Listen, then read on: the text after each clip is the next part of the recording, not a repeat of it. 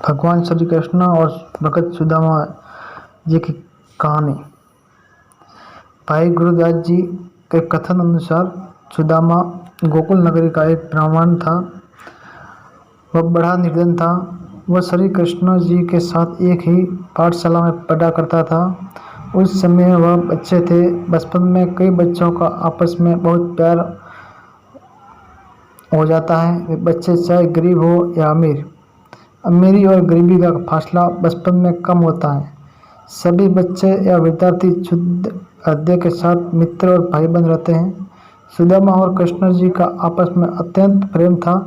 वह सदा ही इकट्ठे रहते। जिस समय उसका गुरु उसको किसी कार्य के लिए भेजता तो वे इकट्ठे चले जाते।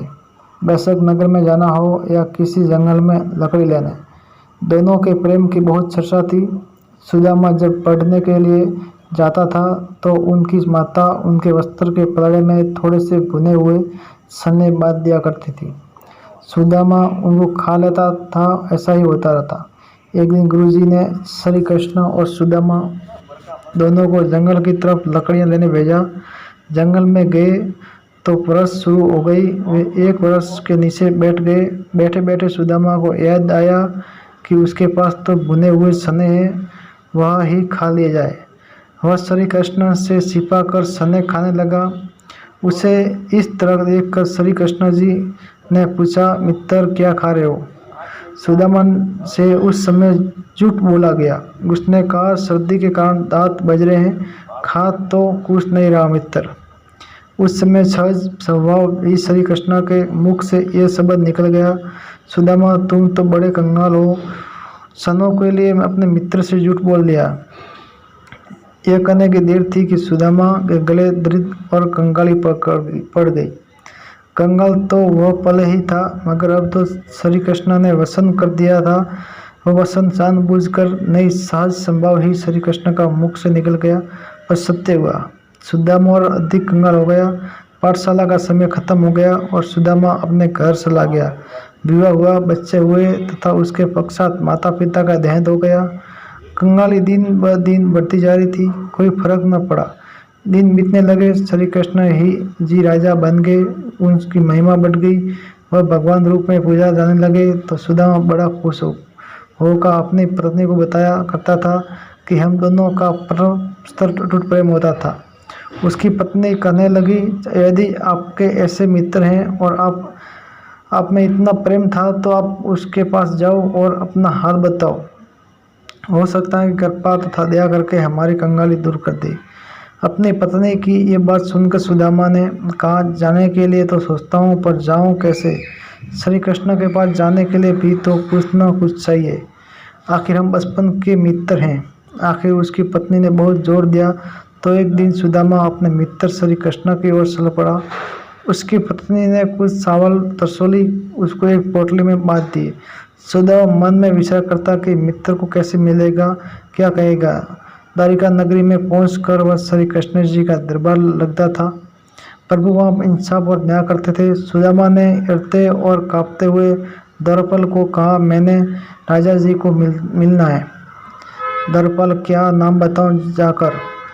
सुदामा उनको कहना, सुदामा ब्राह्मण आया है, आपके बचपन का मित्र। द्वारपाल ये संदेश लेकर अंदर चला गया। जब उसने श्री कृष्ण जी को संदेश दिया तो वह उसी पल सिंहासन से उठकर नंगे पांव बाहर को भागे तथा बाहर आकर सुदामा को गले लगा दिया। कुशलता पूछी।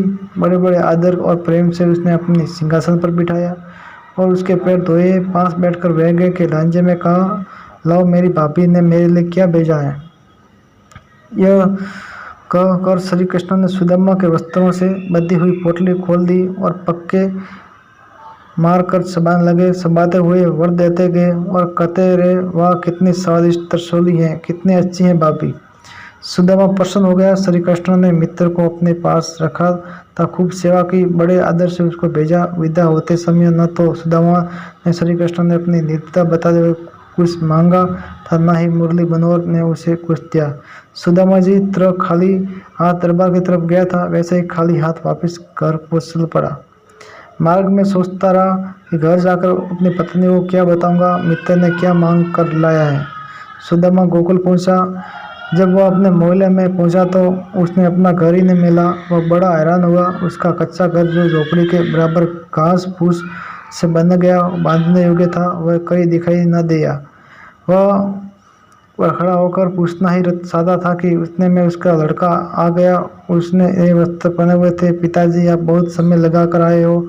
द्वारिका में से आए जिन आदमियों को आपने भेजा था वह महल बना गए हैं, सामान भी छोड़ गए हैं, तब बहुत सारे रुपये दे गए हैं। माताजी आपका ही इंतजार कर रही है, आप आकर देखें कितना सुंदर महल बना है।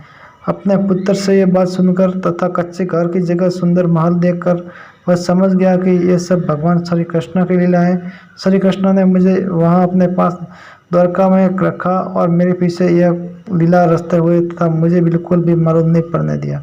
महल इतना सुंदर था कि उस जैसा किसी दूसरे का साथ ही हो। शायद महल बनाने के लिए विश्वकर्मा जी स्वयं आए थे, तब भी तो इतना सुंदर महल बना दिया है। भगवान श्री कृष्ण की लीला देखकर सुदामा बहुत ही प्रसन्न था। उसके बिना कुछ बताए ही श्री कृष्ण जी सब कुछ समझ गए थे। उस दिन के सुदामा श्री कृष्ण की भक्ति में लग गए और भक्तों में गिने जाने वाले लगा।